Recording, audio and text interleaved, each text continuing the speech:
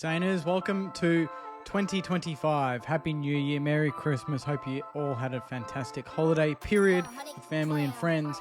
We are back, the first video of the year. Very, very excited. It's going to be a bit of a funny one, bit of just a loose one that has a lot of input from Saints supporters abroad. So, firstly, just want to say a big thank you to all of you that watched my last video, the 2024 reflection video, and leaving those really, really nice comments. That really did, it was very touching, to say the least, and it's put me in a really good mood, and I'm really, really excited to tackle 2025 and beyond with you guys. So thank you very much for watching. If you're new to the channel, please subscribe. We want to hit 13,000 subs. That'd be amazing. And like the video, and obviously comment your thoughts as well. So I put out a tweet, a Facebook post, I put on YouTube, I put on Insta stories, I put out a message to all Sainers, basically asking them to give me their biggest controversial thought, a hot take, something silly. Maybe it's not silly, maybe it's something they really do believe, I don't know. But I've picked up some of the more unique ones. We can kind of break down whether they're actually, possible, like even just remotely, maybe on a scale of 1 to 10, how legit maybe they could be. Let's get straight into it. Hot takes, controversial thoughts. If you've got your own, put them in the comments anyway, and let's keep this rolling because I think it'd be quite a fun series to have. Ross the boss, out the door. Boris, interim coach. That's a big one.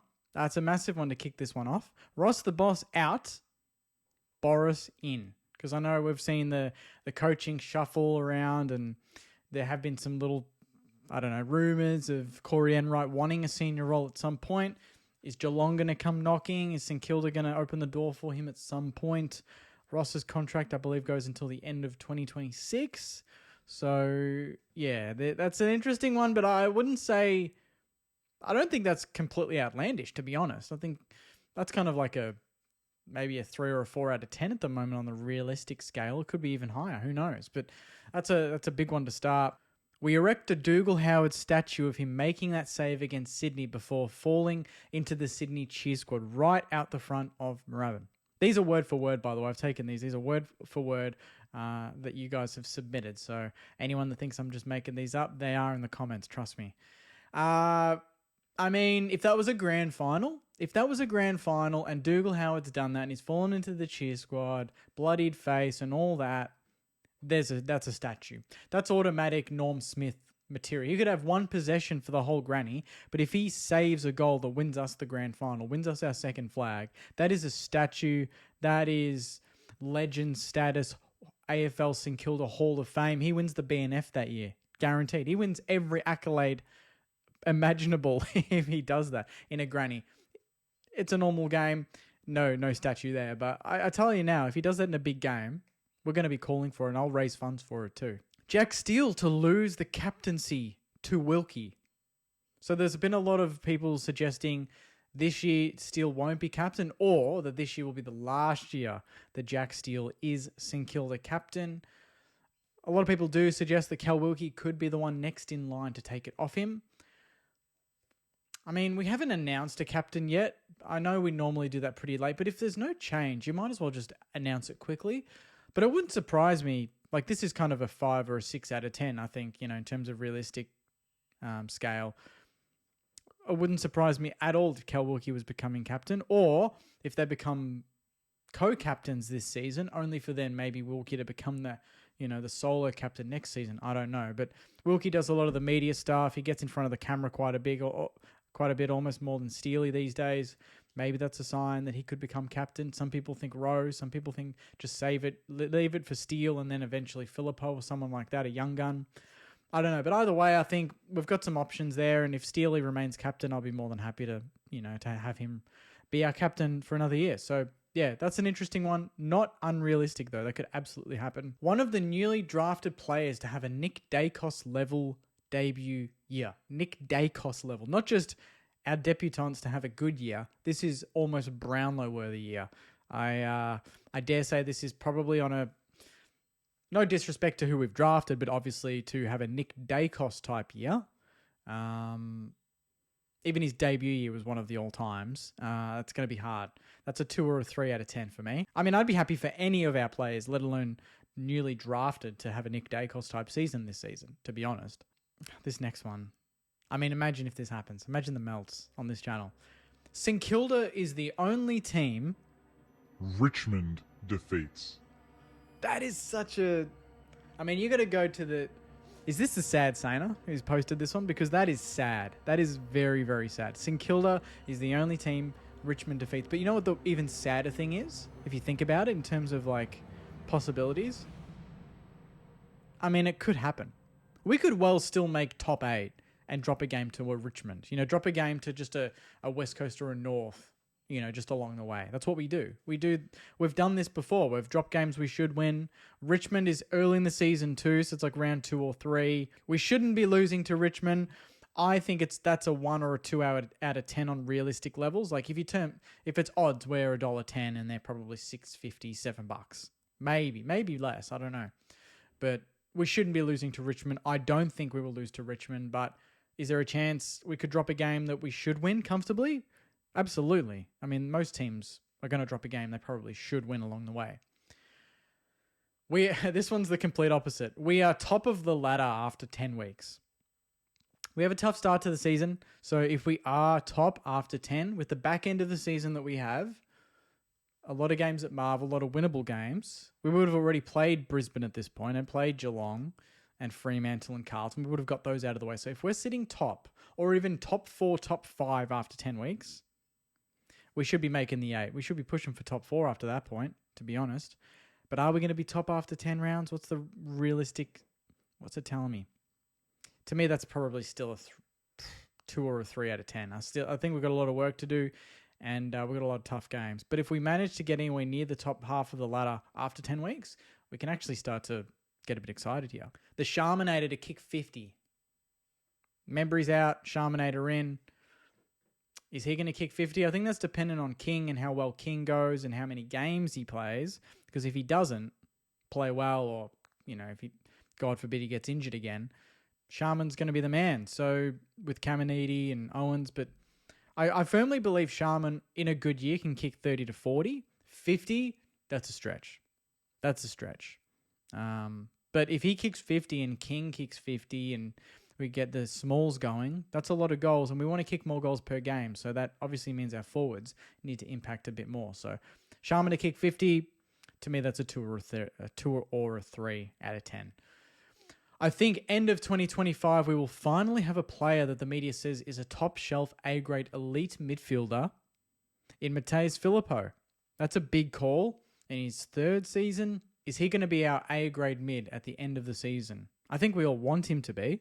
Will he be? I think he's got the absolute... I think there's an absolute possibility. I think that's probably a 5 out of 10, just because of his age, and there's no rush really for him to be an A grade. If it's not this year, it's going to be next year. It's gonna happen at some point. I'm not sure if it's going to be the end of this year, but I think eventually we're going to look at him as that elite midfielder that we've always wanted. So that's a good one. Next one's not very good. Naz to leave.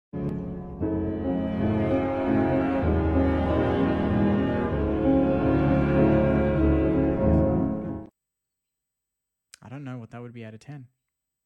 I'm hoping it's a 0. I hope there's absolutely no chance he leaves. I don't think he'll leave. I think with the young core that we're building, I think that's absolutely going to keep him around. And why wouldn't? You know, he's getting good football. He's playing every single game. We are going to hopefully offer him a pretty pretty decent pay increase. So fingers crossed he doesn't really that go home factor's out the window. Mason Wood will be replaced in the best 23 by the end of the season. Multiple reasons why. Is he going to be replaced because he's out of form? Is he going to be replaced just because they're young kids and we've got some good players coming through that maybe play better than him and it's just his age and that? I don't know. I don't think he'll be replaced. I don't think he'll be replaced in the best 23. I think he'll go down a few notches, but I don't think he'll be fully replaced that we don't want him in the team. I think he's too valuable. His running capacity, his size, he can hit the scoreboard, and he goes back and defends and takes some really good intercept marks. Too valuable. Don't see many players doing that at the moment. Unless something drastically changes, I still think he's got 1 or 2 good years left in him. And that's why we gave him a 3-year deal. That's probably, to me, it's a 2 or a 3 out of 10 on that one. Hugo Garcia to win the Rising Star. That's a big one. And I think he is eligible still. It depends. If he gets games and he plays every single week, he'll be up there. He'll be absolutely up there. Will he win it? I mean, this year's draft was pretty strong, so he's got some fair competition. But I think he can come top 5. I think he can really go for it. And we've had players in the top 5 the last 2 years, so absolutely we can continue that trend. And to win it, I mean, I'm giving that a 5 out of 10, but I'd love to see him just get consistent football and play. Roma playing centre-half forward being compared to Wayne Carey. That's not going to happen. 1 out of 10. But if Harry Boyd plays some football and keeps Rowe in the forward line, I'm not going to be too upset about that. I think Rowe could be a really, really good forward for us. Hunter Clark plays more VFL games than AFL. I hope not. I rate Clark. I still have him in my best 23. A lot of people don't, but I do. I think he's got a very unique skill set, and in tight games, you need players that can just get out of traffic and not be tackled. And for some reason, he just finds himself in space where there is none. So I think he's too valuable. I'm giving that a 3 out of 10. Max Hall to break into the team and dominate, which kind of links to Clark. If Clark's in the VFL, you'd think Max Hall plays a lot of football. But a lot of people do think he's a sleeper, like we're forgetting about him, and when he plays, it's going to be like a new draftee, like a new signing. People forget about him, but he's there and he's training well, so fingers crossed. I'll give that a 3 or 4 out of 10, just because he's got to get into the team first. McRae All-Australian, that would be huge. That'd be trade of the year if he gets All-Australian. He's been All-Australian before. If he's getting consistent midfield minutes, I don't see a reason why he can't do it again. I'm going to give that a 6 out of 10. Wilson All-Australian. Now, that's a huge one. He's having a big off-season, but it's got to translate to the footy season. I do think he's going to play pretty much every game. He just looks like that sort of guy that's not going to get injured and just play football. He's going to reach 300 games with no hiccups at all. I'm giving that I'm going to be ambitious. I'm going to give that a 4 or 5 out of 10. I think he can absolutely do it. Maybe even just the squad. I think Naz can make the squad. Wilson can make the squad if he plays good football on the wing. That's not a bad one. And the last one, I love the way this guy's written it. Bottom 4, not controversial at all, guaranteed. Bottom 4, not controversial at all, guaranteed. Guaranteed, he reckons. Mate, I'm assuming this is a saying. Maybe it's not. We love the Oppo banter, but yeah, I'm giving that a 1 out of 10. I do not expect us to be anywhere near the bottom 4. That's going to be clipped now. That's going to be clipped. But we shouldn't be near the bottom 4. Why would we be? Our list is good, fairly healthy. Young kids are going to improve. Senior players looking fit and really motivated. And the game plan hopefully now gives us a chance to kick more goals and dominate games a bit more on the scoreboard outside of just running and tackling like we normally do and kicking 6 goals and losing. So I don't give that any sniff. I don't give that a chance. We're not finishing bottom 4. Absolutely lock that in. Those are the hot takes. Those are some of the controversial calls, some of the silly calls, some of the maybe realistic calls that these Saints fans have submitted. If you've got any more that you want to put to me, we can do another video. If you like these types of videos, I can do a follow-up to it in a month or two's time, maybe just before the season starts. Put them in the comments. I'll do another video like this. That was a lot of fun. A lot of interesting input from some Saints fans. So that's the first video of 2025 done. A bit of a lighter one, a bit of a silly one, but hopefully one that you still enjoyed. It's good to be back. It's good to feel motivated, and I'm pumped to get started on some new content for the season. So on that note, Sainers, take care, enjoy the rest of your week, and as always, go you mighty Sainers. See you guys.